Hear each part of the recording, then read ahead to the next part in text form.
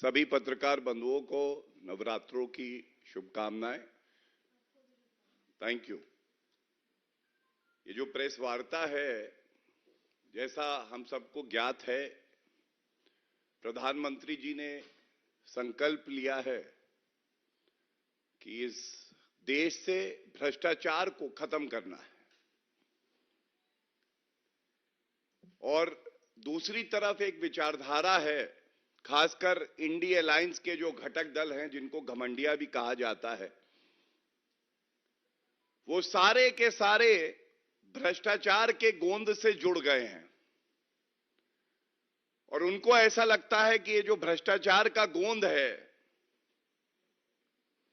ये उनको जोड़े रहेगा और दबाव बना पाएंगे वो एक ईमानदार सरकार पर, एक कर्तव्यनिष्ठ प्रधानमंत्री पर।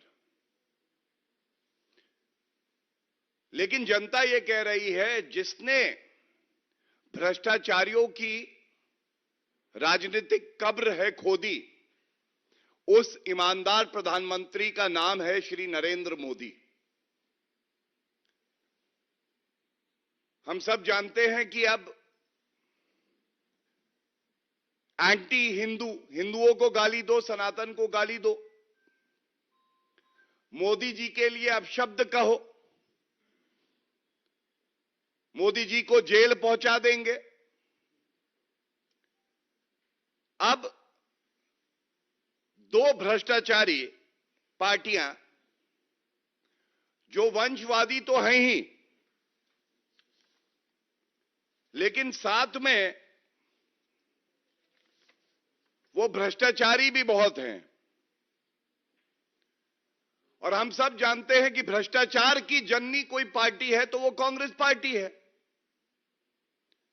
लेकिन कांग्रेस पार्टी का जो भ्रष्टाचार है, अब उसकी फोटोस्टैट कॉपी भी निकली है।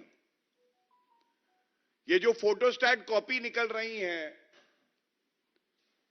ये एक और भ्रष्टाचारी पार्टी डीएमके, और आज बताया जा रहा है कि एक मंच पे आएंगे तो आपको वंशवाद टपकता दिखाई देगा, भ्रष्टाचार टपकता दिखाई देगा, और क्षेत्रीय आधार पे कैसे भारत को बांटना है, ये टपकता हुआ दिखाई देगा। यहां कहना अति आवश्यक है कि आदरणीय प्रधानमंत्री श्री नरेंद्र मोदी जी ने जांच एजेंसियों को खुली छूट दी है। स्वतंत्र रूप से वो अपना कार्य कर रही हैं और भ्रष्टाचारी एक एक करके जेल की सलाखों के पीछे जा रहे हैं। और मैं विस्तृत वर्णन भी करूंगा किस तरह से न्यायालय से भी उनको राहत नहीं मिल रही। भ्रष्टाचार पे सख्त कार्रवाई से भारत की जनता बेहद खुश है और वो कह रही है, आगे आगे देखो होता है क्या। जनता खुश है और कह रही है, आगे आगे देखो होता है क्या। ये मोदी जी की ईमानदारी है, कोई भ्रष्टाचारी, कमीशन खोर, कट्टर बेईमान बचने नहीं वाला है। और ये जो भ्रष्टाचारी हैं, वो कह रहे हैं, हाय हाय मार डाला, ये क्या कर डाला, आगे क्या होगा किसी को नहीं पता है। तो जब ये बात मैं उठाता हूं तो ये कहना गलत नहीं होगा कि एनडीए और भाजपा 2024 के लोकसभा चुनाव में चुस्त भी है, दुरुस्त भी है, आश्वस्त भी है। 370 प्लस भाजपा की आएंगी, 400 प्लस एनडीए की आएंगी। और दूसरी तरफ भ्रष्टाचारी इंडी अलायंस घबराया भी है, बौखलाया भी है, डरा भी हुआ है, थरथर भी कांप रहा है। ये जो तमिलनाडु में रैली होने जा रही है, इसकी ये विशेषता है कि राहुल गांधी जब वहां पे उपस्थित होंगे तो पूरे विश्व में सबसे ज्यादा भ्रष्टाचारी परिवार अगर कोई है तो वो गांधी परिवार है। सोनिया गांधी, राहुल गांधी ये भ्रष्टाचार के आरोप पर बेल में बाहर है।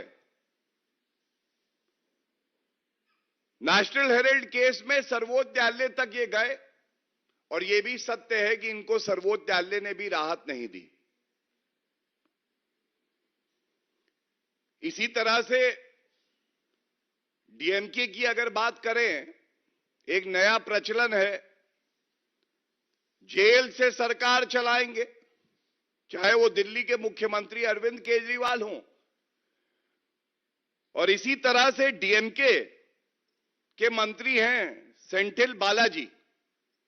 मैं आपको 3 तिथियां इंगित करता हूं, ये बड़ी महत्वपूर्ण है। ये जो मंत्री हैं 14 जून 2023 को गिरफ्तार होते हैं। पीएमएलए का मामला है।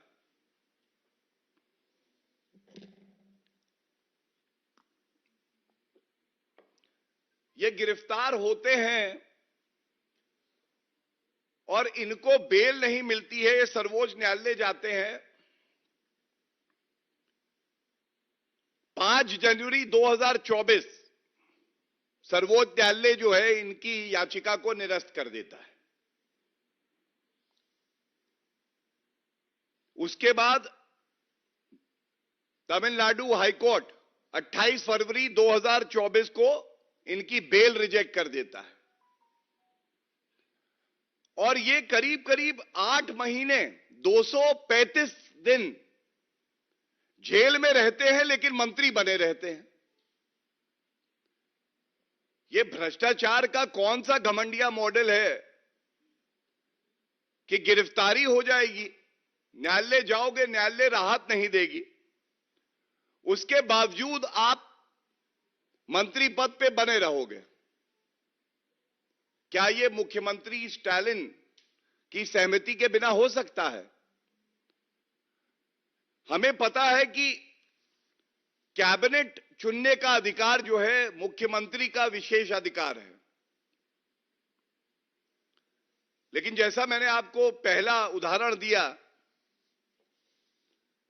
गिरफ्तारी होती है, सर्वोच्च न्यायालय से राहत नहीं मिलती है, तमिलनाडु हाईकोर्ट से बेल खारिज होती है।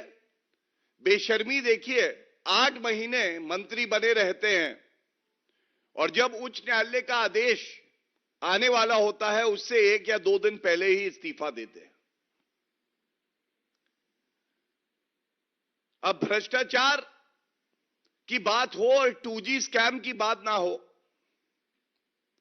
फिर से याद करना होगा कि कैसे जनता की गाड़ी कमाई। यूपीए की सरकार थी, नाम बदल लिया, अब इंडी अलायंस हो गया है। उसमें ए राजा तत्कालीन टेलीकॉम मिनिस्टर, ये आजादी के बाद सबसे बड़ा घोटाला था। फिर कोलगेट घोटाला आया, लेकिन 2G घोटाले में सर्वोच्च न्यायालय ने 122 लाइसेंस 2G स्पेक्ट्रम के रद्द किए। 122 लाइसेंस 2G स्पेक्ट्रम के रद्द किए। क्यों? देश के जो संसाधन हैं उनके साथ छेड़छाड़ करके भाई भतीजावाद किया जा रहा था और वो फैसला आज भी अडिग है, वो फैसला कहीं गया नहीं है। इसलिए अगर कांग्रेस पार्टी, डीएमके या तमाम इंडी घटक दल ये कहते हैं कि भाई कन्विक्शन का क्या हुआ है किसी एक व्यक्ति का, तो उनको पहले ये बताने की आवश्यकता है 122 लाइसेंस जो आपने दिए थे उस फैसले को सर्वोच्च न्यायालय ने रद्द किया था और भ्रष्टाचार के प्रमाण पाए थे। और उसके अलावा जो उच्च न्यायालय है वहां पे अपील पेंडिंग है और जो जांच एजेंसी है वो अपना काम कर रही है, हमें यकीन है। कि कन्विक्शन भी होंगे और जिसने छेड़छाड़ करी है फाइलों के साथ, जनता को लूटा है, वो दोष साबित भी होगा। तीसरा घोटाला जो सैंड स्मगलिंग होती है, ये बात हमारी पार्टी के वरिष्ठ नेताओं ने भी उठाई है और जनता इससे त्रस्त है। 4600 करोड़ रुपए 4600 करोड़ रुपए राजकीय कोष को नुकसान पहुंचाया है। प्रदेश अध्यक्ष अन्नामलाई जी ने भी इस मुद्दे को बड़ी प्रखरता से उठाया है कि ये सांठगांठ है परिवारवाद की, भाई भतीजावाद की। राजकीय कोष को घाटा हो तो हो, हमें तो अपनी जेबें भरनी है। और ये कहना गलत नहीं होगा है। What does DMK stand for? For the common man, the DMK stands for D, deceit, M, malpractice, and K, there is a term called kleptomaniac. Kleptomaniac is a habitual offender, a person who can't resist from stealing, from robbing. So, Mr. Stalin's government today is also a habitual offender that has to steal from the people of Tamil Nadu. And that is why people of Tamil Nadu are calling them deceitful, people who indulge in malpractice and are kleptomaniacs. Hindi में कहें तो धोखाधड़ी, मक्कारी और commission खोरी, ये है DMK का आज full form. इसके साथ ही एक बात बड़ी प्रखरता से मैं यहां से उठाऊंगा। जब क्लेप्टोमेनियाक की बात आती है, आदतन जिसको लत लग गई चोरी की, तो एक गाना है आपने सुना होगा, हे बेईमान दिल बड़ा बेईमान, होता नहीं आसान इसे है समझाना, मुझे तो तेरी लत लग गई, जमाना कहे लत ये गलत लग गई। तो आप देखिए, लत भी लगी है तो चोरी की, लत भी लगी है तो कमीशन खोरी की।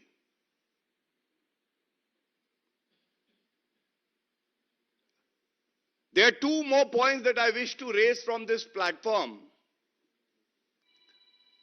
Under the leadership of Shri Narendra Modi ji, the NDA today has a vision for the country.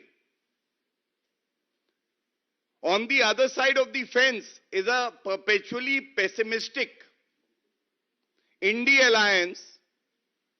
If we have a vision, they are for division. Division of the country on regional lines, division of society on religious lines. It is all about spewing venom and hatred. Second, I must also make it very categorically clear to the opposition parties. Narendra Modi ji says Tamil Nadu is our pride. Tamil Nadu is our pride, and we have all seen how he has been quoting the saints from southern India during the fasting ritual that he undertook. When there were ceremonies relating to the Ram temple, he was visiting temples in southern India, establishing Sengol in the new parliament building, and Kashi Tamil Sangamam. These are all examples how Shri Narendra Modi ji with a vision is ensuring that there are no geographical boundaries and we are all united with the spirit of brotherhood and fraternity enshrined in our constitution. And on the other side, we have all seen how hatred is being spread. Udaynidhi Stalin, he had said that Sanatan is like dengue and malaria. What happened? Did Congress party and other parties reprimand him, condemn him? Did they sever ties? No. Is it not true that Priyank Kharge of the Congress party also compared the Hindu religion with a disease? And Mallikarjun Kharge was a mute spectator. The remote control president could not utter a word. The Congress party's leader G. Parameswara, he raised questions on the origination of Hindu religion itself. And why do I raise this? I raise this because when the Congress party in its manifesto also targets the majority, the Hindus of the country, by saying बहुसंख्यकवाद खतरनाक है, नहीं चलेगा, तो ये पूछा जाएगा Congress party से कि आपको हिंदू समाज से, सनातन धर्म से इतनी नफरत क्यों है? ये जो नफरत की राजनीति है, प्रधानमंत्री जी को गाली देना, कल ही बौखलाहट में जो 5 बार दोषसिद्ध व्यक्ति है लालू प्रसाद यादव, उनकी पुत्री मीसा भारती ने कहा कि वो ईमानदार प्रधानमंत्री श्री नरेंद्र मोदी जी को जेल भेज देंगी अगर सरकार आई। तो पहले तो ये अगर होने नहीं वाला है, लेकिन ये आपत्तिजनक है। आपत्तिजनक इसलिए है कि नरेंद्र मोदी जी 22 साल संवैधानिक पद पे रहे हैं, 12 साल मुख्यमंत्री, 10 साल देश के प्रधानमंत्री, और जनता उनको अपना अभिभावक मानती है, पूजनीय मानती है। गंगा जल की तरह जो व्यक्ति पवित्र है, उसके लिए इस तरह के शब्दों का प्रयोग करना विपक्ष की निराशा और बौखलाहट दिखाता है। मैं इतना ही कहूंगा कि जब जून में लोकसभा चुनाव के परिणाम आएंगे तो ये जो बौखलाए हुए नफरती विपक्षी पार्टियों के नेतागण हैं, इनको करारा जवाब जनता देगी और इनका सूपड़ा साफ हो जाएगा। ये लोग सिमट के रह जाएंगे और कोई बड़ी बात नहीं है कि 30 सीटों के आंकड़े से नीचे ये रह जाए। बहुत बहुत धन्यवाद। अगर आपका कोई सवाल हो, एक एक करके प्लीज। हाँ,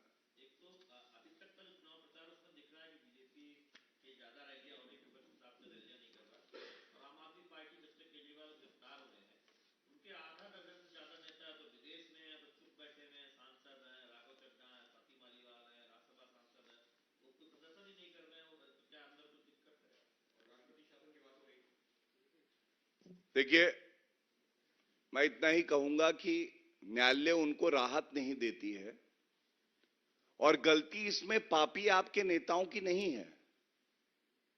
ऐसा प्रतीत होता है अरविंद केजरीवाल के स्वयं के चाल चलन से और वक्तव्य से कि उनका एक ही उद्देश्य है कि जो बचे कुचे पापी आपके नेता हैं उनको भी जेल की सलाखों के पीछे भेज दे, जिससे कि उनकी धर्म पत्नी मुख्यमंत्री की कुर्सी पे विराजमान हो पाए। क्योंकि मुझे याद आता है कि उनसे जब सवाल किया विजय नायर पे, तो मीडिया में ऐसी रिपोर्ट है, उन्होंने जवाब दिया, Vijay Nair reports to Atishi Marlena and Saurabh Bharadwaj. और इससे पहले जो खबर आई थी वो ये आई थी, जब वसूली करनी थी, कमीशन खोरी करनी थी, तो कट्टर बेईमान अरविंद केजरीवाल विजय नायर को अपना ही बेटा बता रहे थे शराब कारोबारियों से। ये कैसा दोहरा चरित्र है, ये गिरगिटान की कैसी खूबी है जो अरविंद केजरीवाल में पूरी तरह से समा गई है।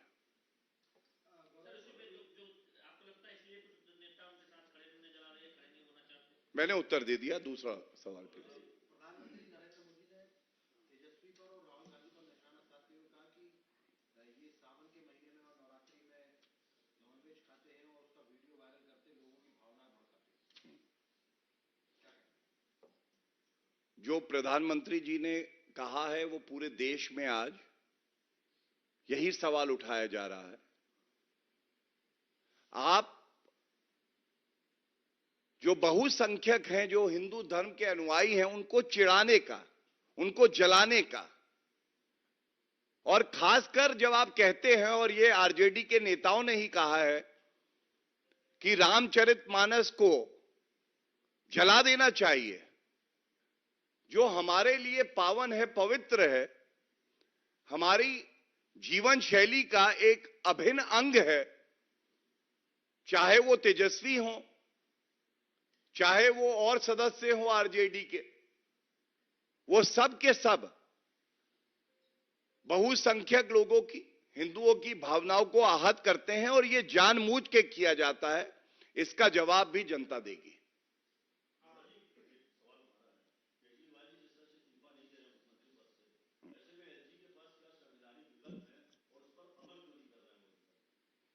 देखिए, इस पे मैं कोई टिप्पणी नहीं करना चाहूंगा। मैं समझता हूं जो संवैधानिक पद पे व्यक्ति बैठा है उसे संविधान की पूरी जानकारी होती है, और जो उपयुक्त कार्रवाई होगी, संविधान संगत होगी, वही कार्रवाई होगी। अगर संविधान नहीं पढ़ा है तो वो कांग्रेस पार्टी के लीडर राहुल गांधी ने, अरविंद केजरीवाल ने और ममता बनर्जी ने, वो ही संविधान के साथ छेड़छाड़ कर रहे हैं और रोज संविधान को खंडित करते हैं।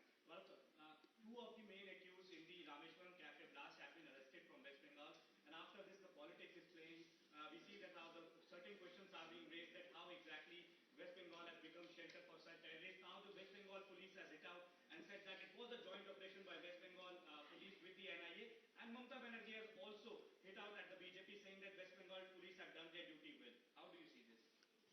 On West Bengal, it's an ongoing investigation. It would not be proper to say too much, but I would definitely comment on the anarchy that prevails in West Bengal, the violation of human rights that is prevalent in West Bengal, and a chief minister like Mamata Banerjee, who has taken oath under the constitution to protect the dignity of the persons residing in West Bengal, is siding with criminals and goons like Shahjahan Sheikh, and this is deplorable. And West Bengal has a unique distinction of being infamous for where the uniform, the police protests with the chief minister, which they are not supposed to do, where officers of the enforcement directorate are attacked because they are carrying out their duties, and where NIA officials are not allowed to carry their duties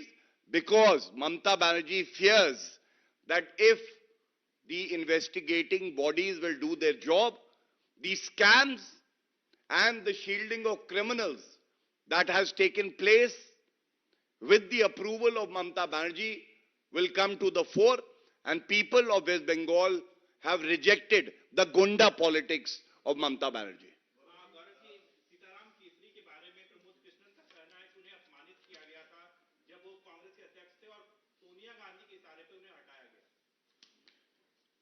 Congress party का यह चरित्र है कि गांधी परिवार के अलावा किसी और नेता की वहां पे कोई इज्जत नहीं है।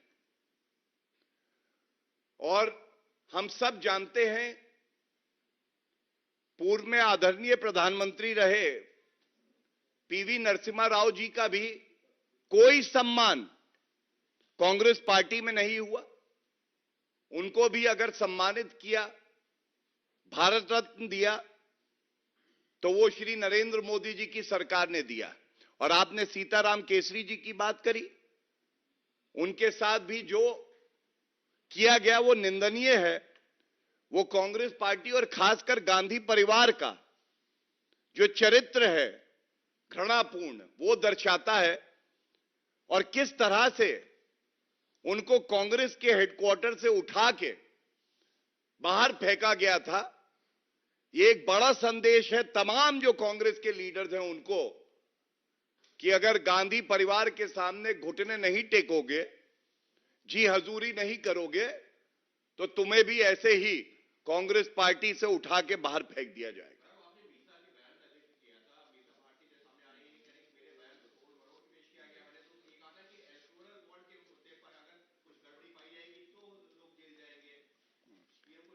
देखिए, मीसा भारती जी के बयान पे जो मुझे कहना था मैंने कह दिया, लेकिन एक बात आपके माध्यम से जरूर कहना चाहूंगा।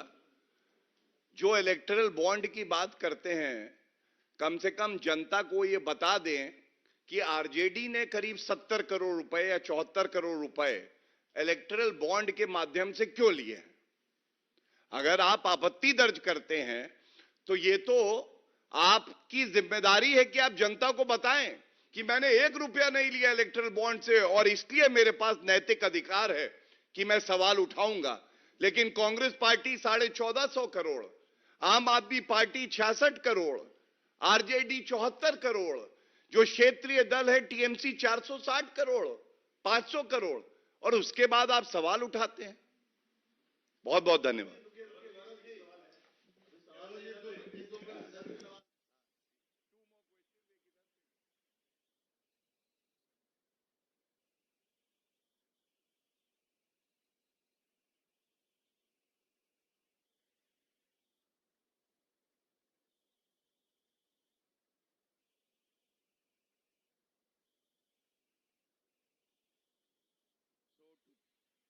To them, I think media being the fourth pillar of democracy should pose a question: how much has the DMK taken through electoral bonds?